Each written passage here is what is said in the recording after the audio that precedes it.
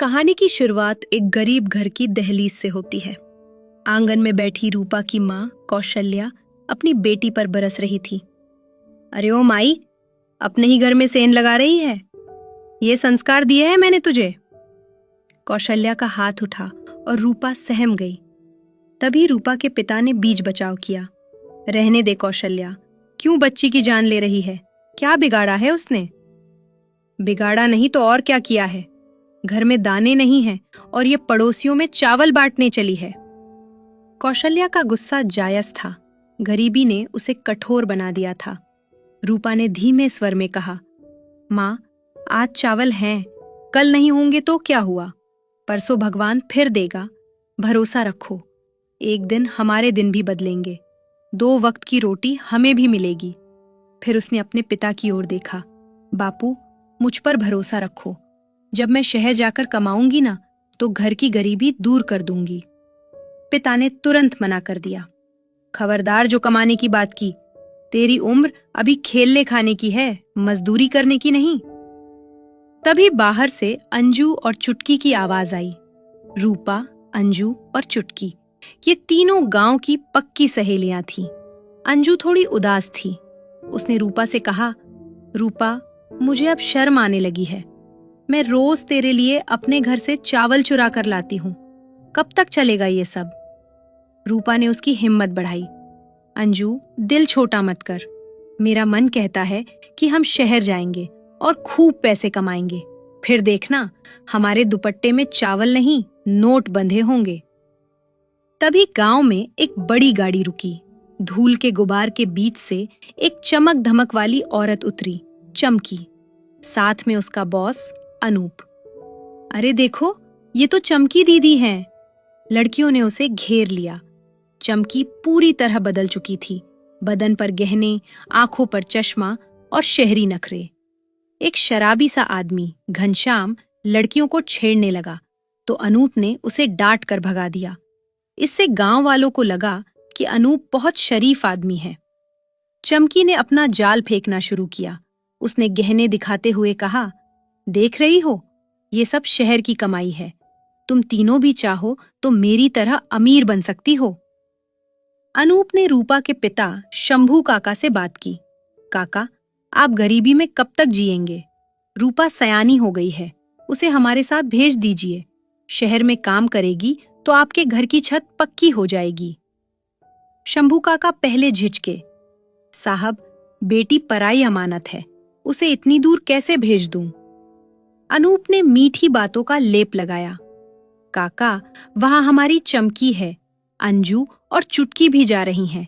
मैं वादा करता हूं, आपकी बेटी राज करेगी। गरीबी और सुनहरे भविष्य के सपने के आगे पिता की ममता को झुकना पड़ा। जाते वक्त रूपा ने नम आंखों से कहा, काकी, रोना मत, अब हम अमीर बनकर ही लौटेंगे। शहर पहुंचते ही चमकी का व्यवहार बदल गया। जिस आलीशान जिंदगी का सपना दिखाया गया था, वो एक कैद खाना निकला। चमकी ने उन्हें एक कमरे में धक्का देते हुए कहा, ये है तुम्हारा ठिकाना, और सुन लो, यहाँ गांव के कपड़े नहीं चलेंगे।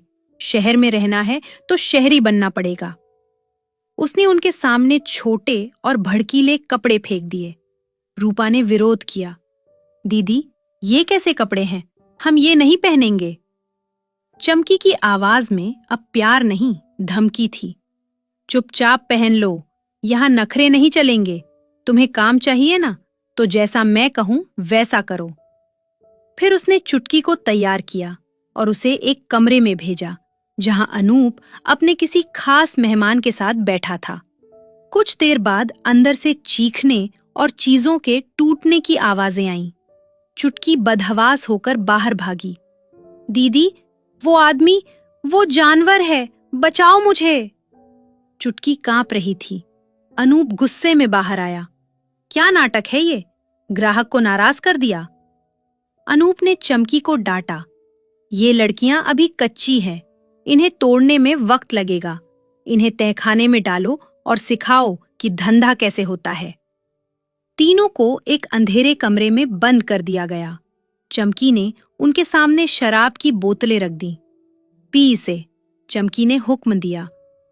हम ये सब नहीं पीते दीदी, अंजू गिड़गिड़ाई।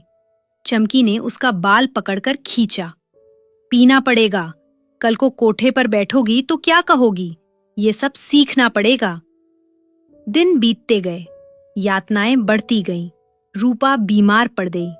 बुखार से तपती रूपा पानी मांग रही थी, लेकिन चमकी का दिल पत्थर हो चुका था। पानी चाहिए? एक गुंडे ने गंदी हंसी हंसते हुए अंजू को देखा। पानी मिलेगा, पर कीमत चुकानी पड़ेगी। रूपा को बचाने के लिए अंजू को अपनी इज्जत दांव पर लगानी पड़ी।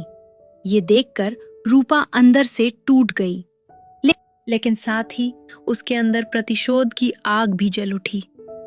एक रात मौका पाकर रूपा ने कहा, यही वक्त है, वो सब नशे में है, चलो भाग चलते हैं। चुटकी डर के मारे कोने में दुबक गई। नहीं रूपा, वो हमें मार डालेंगे। अंजू भी हिम्मत हार चुकी थी, लेकिन रूपा ने ठान लिया था। वो किसी तरह खिड़की के रास्ते बाहर कूद गई। पीछे से शोर मच गया, पकड़ो उसे, वो भाग गई। अनूप चिल्लाया। रूपा भागी, नंगे पैर शहर की अनजान सड़कों पर। वो सीधा पुलिस स्टेशन नहीं जा सकती थी, क्योंकि उसे शहर का कुछ पता नहीं था। रास्ते में उसे एक भला आदमी मिला, जिसने उसकी मदद की। रूपा ने घर फोन किया। माँ की आवाज सुनकर वो रो पड़ी। रूपा, कैसी है तू? तेरे बापू बहुत बीमार है, पैसे कब भेजेगी? माँ की लाचारी ने रूपा को हिला दिया, लेकिन रूपा जानती थी कि उसे अब क्या करना है। अनूप और चमकी डरे हुए थे। अगर रूपा पुलिस के पास चली गई तो उनका खेल खत्म हो जाएगा। तभी दरवाजे पर दस्तक हुई। सामने रूपा खड़ी थी। अनूप हैरान रह गया। तू वापस आ गई? रूपा ने नाटक किया। साहब, मैं कहाँ जाती? मुझे घर की याद आ रही थी, इसलिए भागी थी। लेकिन माँ ने बताया कि बापू बीमार हैं। मुझे पैसों की जरूरत है। मैं हर काम करने को तैयार हूं। अनूप हंसा। देखा चमकी, गरीबी इंसान को झुकना सिखा देती है। चल, आज ही इसका सौदा करेंगे। उस रात एक बड़ा ग्राहक मिश्रा जी वहां आए। चमकी ने तीनों लड़कियों रूपा, अंजू और चुटकी को कतार में खड़ा कर दिया।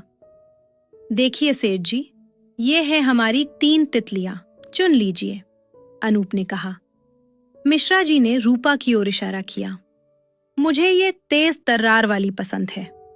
जैसे ही वो रूपा के करीब आया, रूपा ने अचानक उसका हाथ मरोड़ दिया। ओए, क्या कर रही है? अनूप चिल्लाया। रूपा की आंखों में अब डर नहीं, आग थी।